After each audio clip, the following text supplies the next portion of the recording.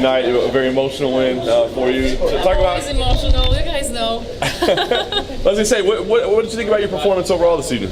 Sorry? What did you think about your performance and how you fought? It's hard to tell. I'm gonna have to watch the fight. I mean, I really did my best. I wanted to finish the fight. I really wanted to finish this fight. I've seen a lot of holes in her game. She's a dangerous fighter. You gotta respect what she's got. So, you know, the shorter the better, so I can save my face or looking like this. But, you know, I dropped her in the first round. I was trying to finish. It didn't work, and I'm just glad I got the win in the end. You were battling back tears right after the fight. What was going through your head? What was the emotion at that moment? It's been a long time I'm fighting. You know, I really want to get this belt. It's very important for me, and I don't have the time to move backward. So I'm seeing every fight right now as it can be a championship fight, but it can be my last fight. So it's the kind of pressure I feel. I don't want this to finish. I would like to fight forever, but you know, it's gonna have to be a hand somewhere. So as long as I'm moving forward, I'll be there. But I have no space to move backward. So it's just such a relief. You know, even my last fight also, just for me to finish with the win and keep moving forward so I can keep pursuing my dream. Did you have a chance to watch Ilima-Lei's fight? What did you think of her victory? This fight? Yeah, did you get a chance to watch it? She's a smart fighter. You know, I respect her a lot. She knows how to take the fight where she has to, where she's good at. She's not the most technical striker, but she knows enough to take the fight at the right place. We're gonna have to train hard for this fight. We're gonna prepare for this fight. I had her in mind for a while, so we have a plan for this, and now she's gonna be my main focus. The last thing for me, what did you think? Because sometimes champions say, well, we'll see, we'll talk, well, whatever. She said, no, yeah, you're right, you're next. I want that fight. What did you think of her saying that? Yeah, I mean, you know, we had that in mind for a while. It's all with respect because, you know, we both respect each other as a fighter. It's just, we want to test her skills. I think it's a good test for both of us. Valerie, when you left the UFC, there was obviously, you know, a tough skid. Now you've put 2 wins together in a row. For yourself, just what's it like to be able to show the fans, like, you know, Valerie Letourneau still has a lot of fight in her. What has that meant to you, especially with a win like tonight? I still have so much. I mean, and we keep learning. This is what's incredible about this sport. Like, I feel like I'm improving all the time, even in training.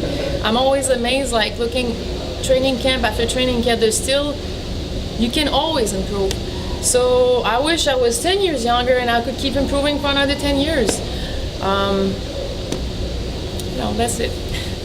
How confident were you as soon as that last bell rang that you won the fight? Oh, I was pretty confident. I mean, we never know with the decision. I had decision I was really surprised with before. So, but with the takedowns, and I think I was dominant. Did Kristina have anything surprising that you found in the fight?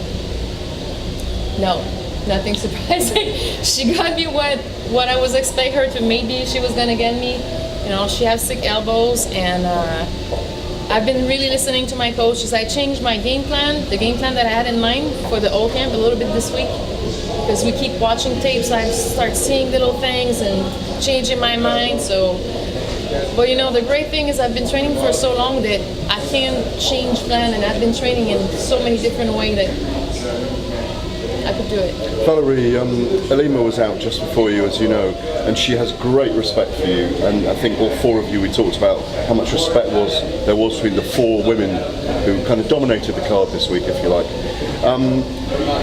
She says she's really got to up her game against you. What kind of poses does she present for you, though? Because you fought you're very experienced, you're called a veteran. Women don't like being called veteran, men don't like being called veteran, but you fought a young, hungry fighter tonight. In a way, has that sharpened you for Ilima? Because she's exactly the same, a young, hungry fighter in a way. In a very different way. She has very different skills. It's a new challenge for me. And this is what's amazing about this sport, is like every fight is different. You grab your team and you're like, okay, the puzzle for this fight is going to be like this. And then even when they call me for Kristina, this is not the plan we're going to do. We switch all the training, and I love to strike. So I'm like, I really love this camp. But for Ilima, it's going to be, I'm going to use different people. It's a new plan. It's like you turn the page and you start something new. It's always motivating. One more from me. Ilima is starting #Bellator Hawaii because she'd like to defend against you in Hawaii. But wait, Hector, wait for this. No, wait for this. DAZN, who they've just signed a deal with, who they have 7 exclusive fights a year from September the 29th, as we discussed on Wednesday, one of their territories is Canada. So the title defense could go to Canada. So maybe if you're not going to trash talk each other, maybe you could just start a battle of hashtag Bellator Canada instead for the title fight. Hey, I cannot blame her to want to fight in her country. And she's a champ. I would fight her wherever I have to. But my goal is to grab this belt and fight in Canada. So you want to get the belt first and then go to Canada? One thing at a time, okay? When I hold this belt, I should be fighting in my own country. This is the plan. But you know, I'm happy I'm getting the shot. I respect. I'm gonna go fight her in her country. I have no problem with this. Nor does Hector, clearly. nor does Hector have any problem with it. You could argue it makes more sense to do in Canada, right? Because you have Rory McDonald, Julia Budd, both Canadian champions as well. That would be crazy. Yeah, Whole Canadian exactly. champion. Yeah, that would be great. I mean, there's so many fans over there. You know, or GSP, of course, in Montreal. There's so many MMA fans. That would be great. If you'd lost tonight, and everyone hates the R word, if you'd lost tonight, could you have thought about retiring? I gotta be honest with you, yes. And this is why I get so emotional. I don't want to stop, but I don't have the space. I don't want to be fighting just to fight. It's too much. My daughter is 15. Since she was born, I've been fighting. I'm missing so many important things. I'm really reaching for this belt, but fight just to fight, I would be done. So for me to move backward, there's a lot of angry girls like they want to fight, they want to get this belt. I cannot afford to move backward. So it's not because I think I'm done, I'm finished, I cannot do this anymore. It's just because it wouldn't make sense to me anymore. So it did flicker through your mind? Of course, and you know, this is always this. I want to give my best on every fight, and I'm always going to give my 100% because I know that every fight can be my last fight. But every fight can take me to the belt too. So it's heavy, but it's motivating, you know.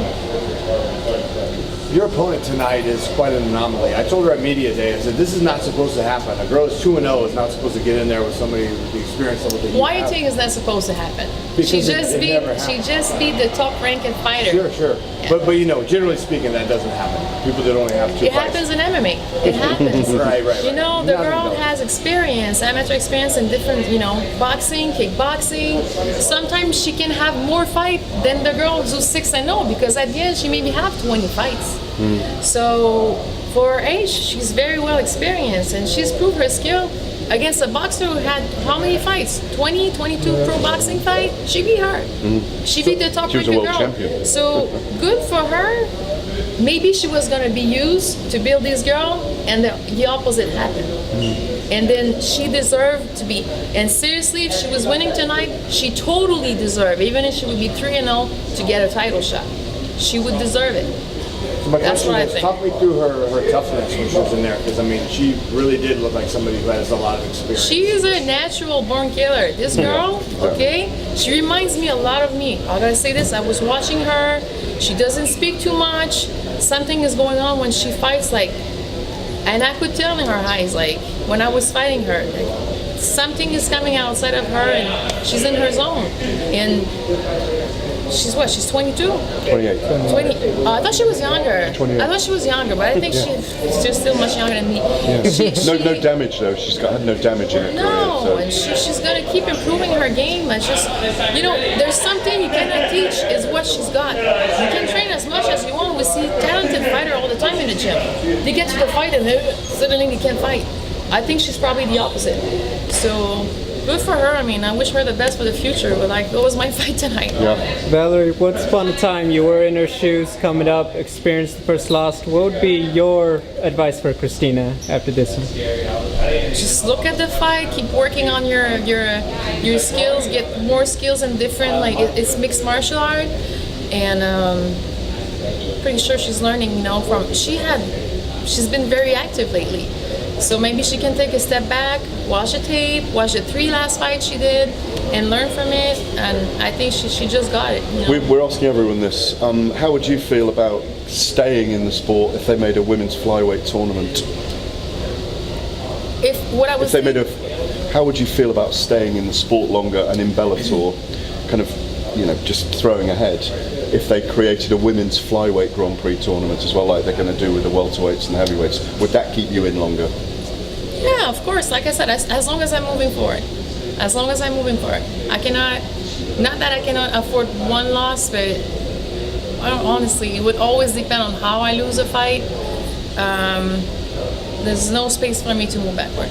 Does your daughter watch all your fights? And is she here? No, she's not But here. was she watched the fights? She didn't watch this fight tonight, Yeah. but she's usually watching all my fights. And she's really, you know, I was fighting before she was born. She's better than my mom to watch a fight. You know, she can tell what's going on. She's not scared at all. I remember when I fought Joanna, she's the first one I called. I was in the ambulance and I called my daughter to tell her I was fine. She's like, I know you're fine. Everybody was freaking out. My face like was a little bit worse than today. And she just started talking about Ronda Rousey that got knocked out. She was not worried at all. So this is my daughter. She grew up in the gym. She grew up, I was training at TriStar at that time. She was playing with her toys over there, seeing guys bleeding. My coach was explaining her what was going on. It's just normal to her. So she can watch my fight. Lovely. One more. Have you spoken to her yet? Huh? Have you spoken to her since the fight? No, I tried. It was too late. Okay, Oh of yeah, course, we had a yeah, time yeah, difference. yeah. So Yeah. yeah. And what's her Tomorrow name? morning. Gabrielle. Gabrielle, thank you. Brilliant. Thank you. Brilliant. Thank